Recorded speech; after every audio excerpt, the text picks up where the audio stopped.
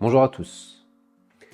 Nous voici aujourd'hui réunis pour notre quatrième et dernier dé, un volet qui peut interpeller, celui de la désobéissance civile. Pourquoi me direz-vous? Les réponses se trouvent dans ce quatrième tract que nos équipes vous présenteront sur le terrain. Je vais vous en lire la version au format A4. Les impunis de la politique sevranaise. Sevran est meurtri. Sevran est méprisé. Sevran est piétiné.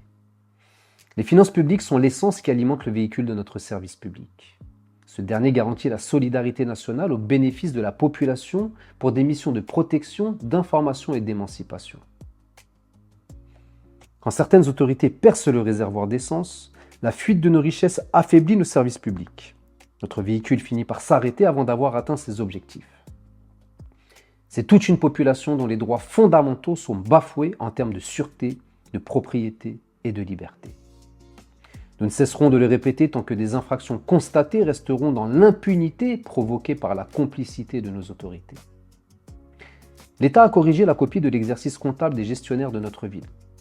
Les rapports établis par la Chambre régionale des comptes, CRC, sont accablants et font état de nombreuses infractions en matière d'atteinte à la probité. Détournement de fonds publics, corruption, favoritisme, etc. Dans notre tract relatif à la dénonciation des crimes aux finances publiques, vous avez découvert certains extraits de ces rapports de la CRC. Les magistrats ont respecté le principe fondamental du contradictoire.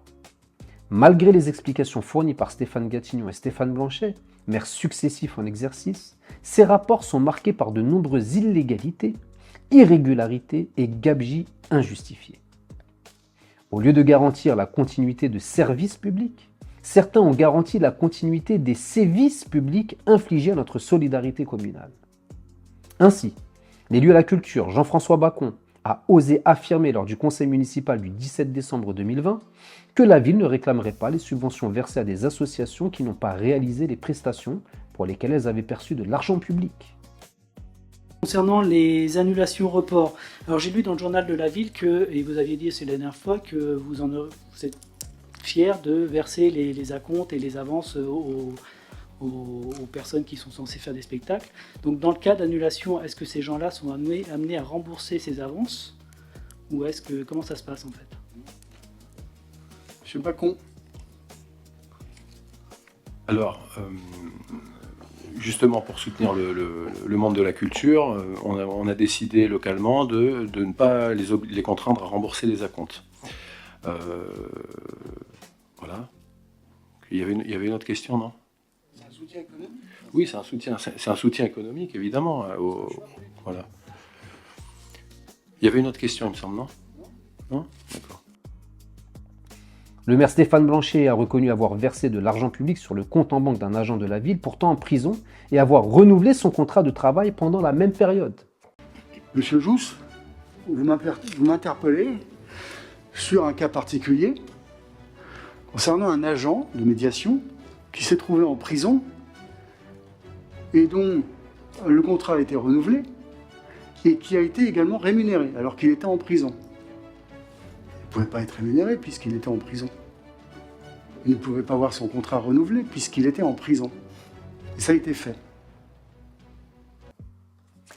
Ce constat accablant aurait dû activer l'action publique, afin que les coupables de ces infractions soient sanctionnés au nom du peuple français. Mais la correspondance pénale n'a pas été faite, alors que les autorités judiciaires avaient le devoir d'empêcher la récidive. Ces rapports ont été présentés à l'organe délibérant du conseil municipal en 2006, 2012 et 2018. Aucun conseiller, de la majorité comme de l'opposition, n'a jugé utile de déposer plainte pour préserver le sacré des finances publiques communales. La constatation de ces infractions a donc provoqué notre action, celle de la dénonciation aux autorités judiciaires et administratives pour la mise en place de mesures coercitives visant à écarter du pouvoir les responsables d'un naufrage financier collectif.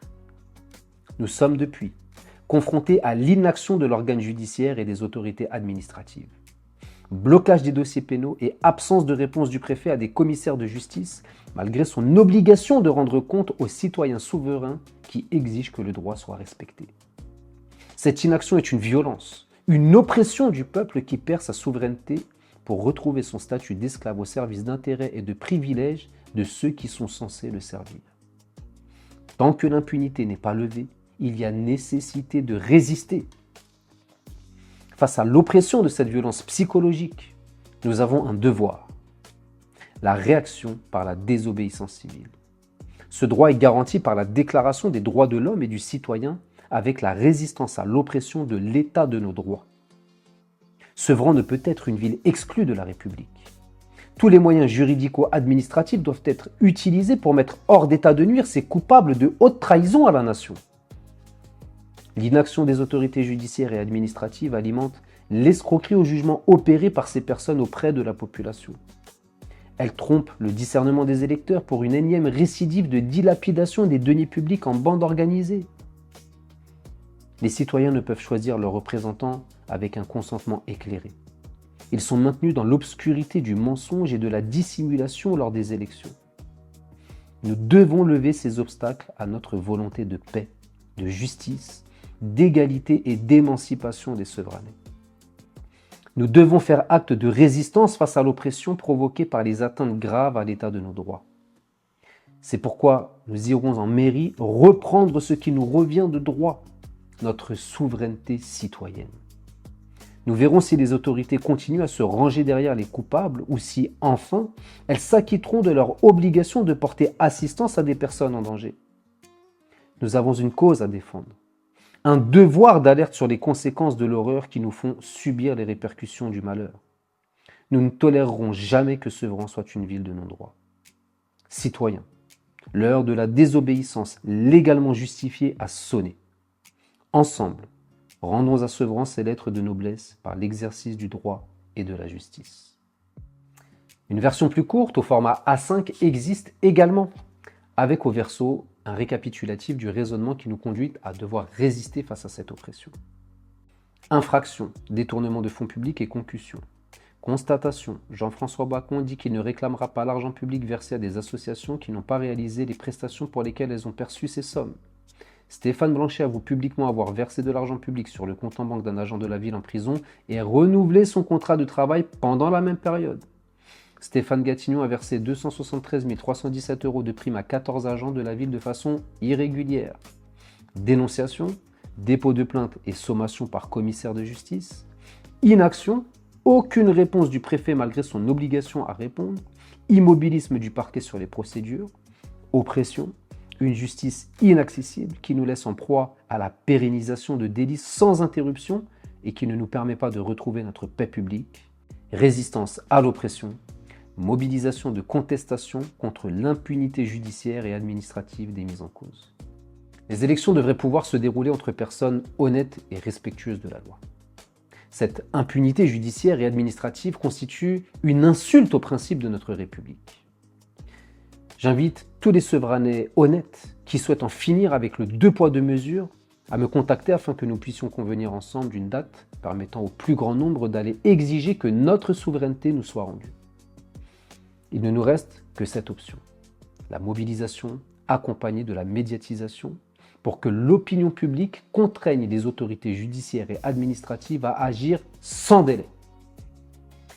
L'histoire nous a montré que des affaires marquées par une lenteur judiciaire anormale, voire un immobilisme total, ont pu être débloquées grâce à la pression de l'opinion publique. Voilà donc ce 4e et dernier D de notre vision en 4D. Une vision qui permet d'y voir clair, d'avoir un avis éclairé et de voter de manière responsable. Là où certains vous posent un casque de réalité virtuelle pour vous plonger dans l'illusion, le mensonge et la manipulation, nous choisissons le réel, la clarté et la vérité. Et vous, préférez-vous vivre dans le mensonge et la malhonnêteté ou dans la transparence et la probité? Nous le saurons bientôt lors des prochaines élections municipales. Prenez soin de vous et soyez responsables. Pour nos enfants.